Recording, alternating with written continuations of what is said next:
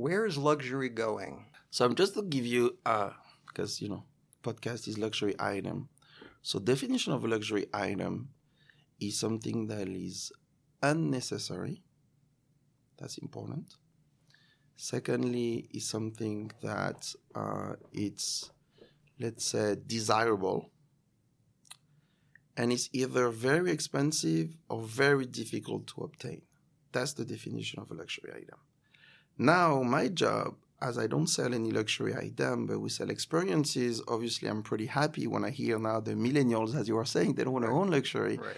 They want experiences, so maybe they will not take a loan to have a luxury car, but they will go on a luxury trip every year. If you look at macroeconomics, obviously luxury is becoming more and more accessible. Countries like China and a bunch of other countries, Russia, Brazil, India are opening to luxury. So you have a lot more consumers today than, 10, 20, 30 years ago. So how do you, as a brand, still make it authentic and special for everybody when now you're almost, mass manufacturing all those products? So that's one of the challenge that you have. The second challenge is obviously that now digital is disrupting everything. So retail, it's not the only way of acquiring or booking a trip. How do you, we used to go to our travel agent. Now people go online and just book it. And it's the same for luxury. It has to also adapt like everybody else. And I think the third big element for me is that millennials are showing us that they want obviously to be in a more sustainable consumption. So everybody has to adapt. Having a Lamborghini SUV now with ton of gallons of, those are not luxury anymore. So that's why you go with electric cars. That's where when you're a diamond, you want to make sure that you can track it, where it comes from. So everybody is making an effort now. And I think it's good for the planet anyway.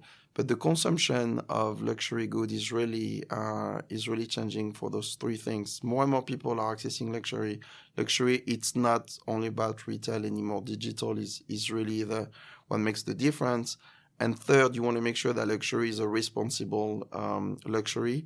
And when people manage to do those three things, proudly, I would say that the global groups such as, when I say proudly, it's because I'm French, but the, LVMH, Richemont, Kerr, Francophone group, let's say, or French group, I think they managed to have those huge conglomerates, of huge financial group, but each single brand is really, like we say in French, une maison, like a house where they try to make sure that there is no mass, luxury. It's still very special everywhere you go.